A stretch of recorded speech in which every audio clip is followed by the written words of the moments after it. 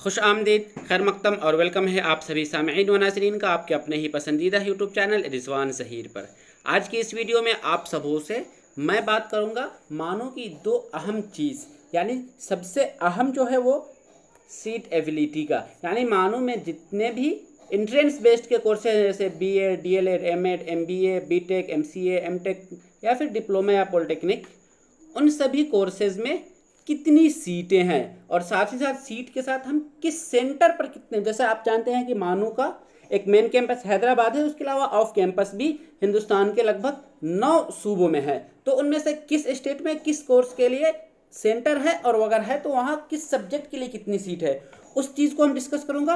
और दूसरी चीज़ last year selection rank, यानी अभी जो मानो में रैंक लिस्ट जारी किया गया है तो उसके अकॉर्डिंग आप इस बात का अंदाज़ा लगा पाएंगे कि 2019 में जो मानो का सिलेक्शन हुआ था तो कितने रैंक के स्टूडेंट्स का किस सब्जेक्ट में सिलेक्शन हुआ था। तो मैं बिल्कुल डिटेल से बात करूंगा, तो बीएड वाले इस चीज़ को एकदम से याद रख ले या समझ ले कि उनका जो रैंक आया हुआ है, रैंक लिस्ट के अकॉर्डिंग क्या एडमिशन हो पाएगा या नहीं, ये बहुत इंपॉर्टेंट है। हाँ, एक चीज़ याद रखिएगा कि ये मैंने लगभग 2019 से लगभग करके निकाला है, तो ऐसा नहीं कि एकदम हूबहू इस साल भी वही डेटा आ जाए, लेकिन उसी के आसपास ही रहेगा। तो चलिए हम शुरू करते हैं और जानते हैं। लेकिन वीडियो शुरू करने से पहले आप सबसे रिक्वेस्ट है कि अगर अभी तक आपने रिजवान ज़हीर यूट्यूब चैनल को सब्सक्राइब नहीं किया तो ज़रूर सब्सक्राइब कर ले और बेल आइकन को भी प्रेस कर दे ताकि हमारी हर एक वीडियो की नोटिफिकेशन आपको सबसे पहले मिल जाए। ये यहाँ आप देख रहे हैं स्क्रीन पर लिखा हुआ है seat ability in all entrance based courses मानो। यहाँ हम सबसे पहले बीएड को ले रहे हैं। बीएड में किस सब्जेक्ट के लिए कितनी सीटें हैं, तो आप देखेंगे कि मानो का जो प्रोस्पेक्टस रिलीज किया गया था उस प्रोस्पेक्टस में था परसेंटेज में सिर्फ सीट किस सब्जेक्ट के लिए कितना, ये एग्जैक्ट डेटा एग्जैक्ट नंबर नहीं दिया बल्कि सिर्फ परसेंटेज दे दिया है। Mathematics, physical science, biological science, social studies और उर्दू। तो लेकिन हमने उस डेटा के अकॉर्डिंग, उस परसेंटेज के अकॉर्डिंग एक नतीजा निकालना चाहा कि लगभग उसकी कितनी सीटें हो पाएंगी। तो यहाँ आपको ये डेटा मिल रहा है टोटल सीटें। अब हम इसको दूसरे तरीके से समझ लेते हैं कि ये जो बीएड है वो 9 अलग अलग बीएड के मानों में सेंटर हैं। सबसे पहला सेंटर हैदराबाद, दरभंगा, भोपाल और आसनसोल, ये 4 ऐसे सेंटर हैं जहां 125 सीटें हैं। और उसके अलावा 5 ऐसे सेंटर संभल, औरंगाबाद, बीदर, नूह और कश्मीर, ये 5 ऐसे सेंटर हैं जहां पर बीएड के लिए 63 सीट है। पहले ऊपर वो जो लिस्ट में देख रहे हैं 4 नंबर तक वहाँ 100 सीट ही था और यहाँ जो था वो 50 ही था, लेकिन ईडब्ल्यूएस कोटा आने की वजह से, ईडब्ल्यूएस जब रिजर्वेशन लागू हुआ तो उसके बाद से क्या होने लगा कि इस सीटों की तादाद थोड़ी सी बढ़ गई। तो इस वजह से अब ये 125 हो गया। इसका टोटल हम कैसे निकालेंगे, तो ये एक चीज़ अब ये समझ लें कि हैदराबाद में टोटल सीट 125 है।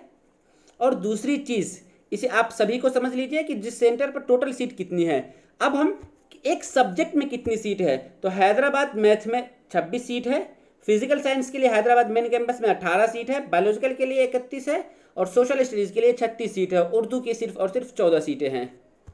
दरभंगा में भी एकदम सेम टू सेम है। भोपाल और आसनसोल, ये चारों में सब्जेक्ट का बिल्कुल सेम है। फिर उसके बाद नीचे आएंगे तो संभल में मैथमेटिक्स के लिए 13 सीट है, औरंगाबाद के लिए 13 है, या बीदर, नूह, जम्मू कश्मीर सबके लिए 13 है। उसी तरीके से इन 5 सेंटर पर फिजिकल साइंस के लिए 9 सीट है, बायोलॉजिकल साइंस के लिए 16 है और सोशल स्टडीज़ के लिए सभी सीटों पर 18 हैं और उर्दू के लिए सिर्फ और सिर्फ 7 सीट है इन सारे सेंटर्स पर। तो हम टोटल करेंगे तो हमारा ये आ जाएगा कि मानो में 815 सीट है।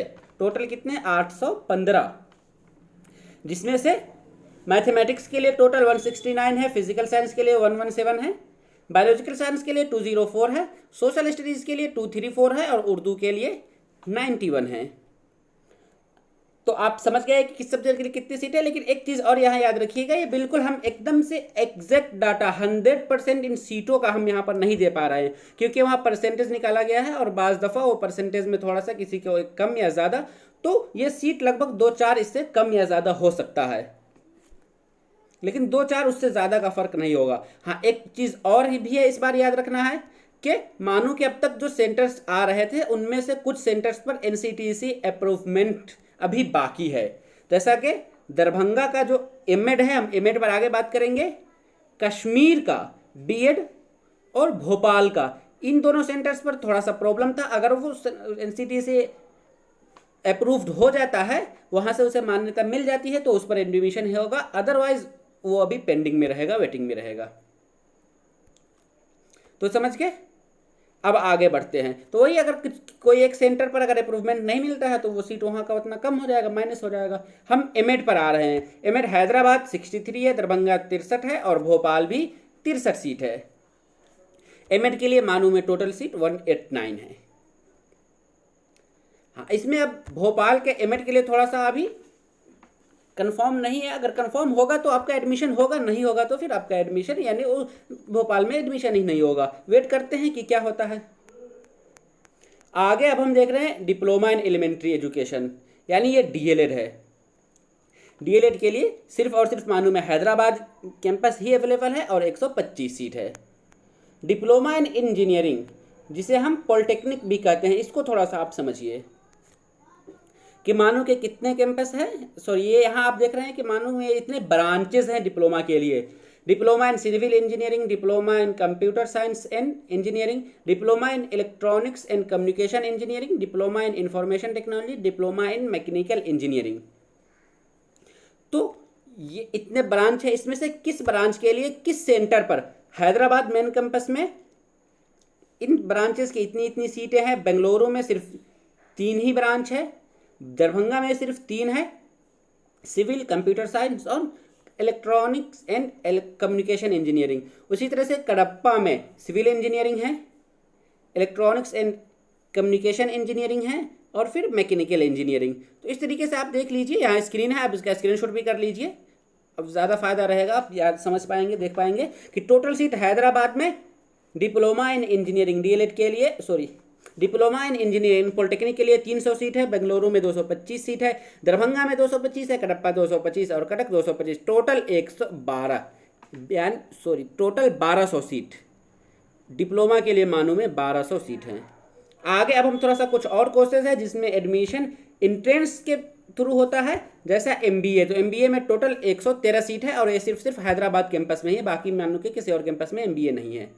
फिर है computer science and information technology, जिसमें ये भी सिर्फ और सिर्फ हैदराबाद ही है। बीटेक के लिए 75 सीट है, एमटेक के लिए 23 सीट है और एमसीए के लिए 38 सीटें हैं। तो ये चीज़ें आप समझ गए कि कितनी सीटें हैं किस कोर्स के लिए। अब जो सबसे अहम या इम्पोर्टेंट है इस वीडियो का, वो आपको मैं बता रहा हूँ कि 2019 में जो सिलेक्शन हुआ था मानू में इंट्रेंस बेस्ड कोर्सेज में, तो किस कोर्स के लिए कितना रैंक गया था।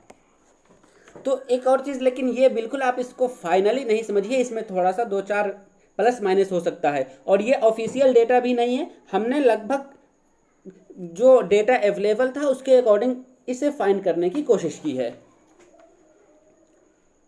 तो सबसे पहले आप यहाँ देख लीजिए, यहाँ कोर्स का नाम दिया गया हुआ है DElEd, BEd Urdu, BEd SST, BEd math, BEd biology और बीएड फिजिकल साइंस। इसी तरीके से एमएड, एमबीए, एमसीए, बीटेक या फिर एमटेक वगैरह।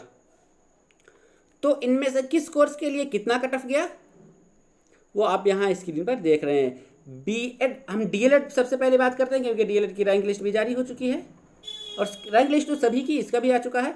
एक जनरल के लिए लास्ट ईयर में 135 रैंक वालों का एडमिशन हुआ था जो बिल्कुल जनरल से हैं। अगर कोई जनरल वुमेन कैंडिडेट है तो 139 पर उसका सिलेक्शन हुआ था। ओबीसी के लिए 160 तक पर सिलेक्शन हुआ था। ओबीसी वुमेन के लिए 186 तक सिलेक्शन हो गया था और ईडब्ल्यूएस के लिए 217, ईडब्ल्यूएस वुमेन के लिए 239 तक का सिलेक्शन हुआ था। और जो एमएमएस यानी मानू मॉडल स्कूल, ऐसे स्टूडेंट्स जो मानू के मॉडल स्कूल में पढ़े हुए उनके लिए भी 10% रिजर्वेशन है। तो उनमें से मानू मॉडल स्कूल के जितने भी स्टूडेंट्स डीएलएड के लिए अप्लाई किए थे सभी के सभी का एडमिशन हो गया था, कोई बाकी नहीं रहा था। तो इसी तरीके से आप यहाँ उर्दू का भी देख सकते हैं। उर्दू के लिए यहाँ दिया हुआ है जनरल 82 है, जनरल वुमेन 209 है, ओबीसी 90 है, ओबीसी वुमेन 212 है, ईडब्ल्यूएस 217 है, या फिर इसके अलावा आप पूरा देख सकते हैं।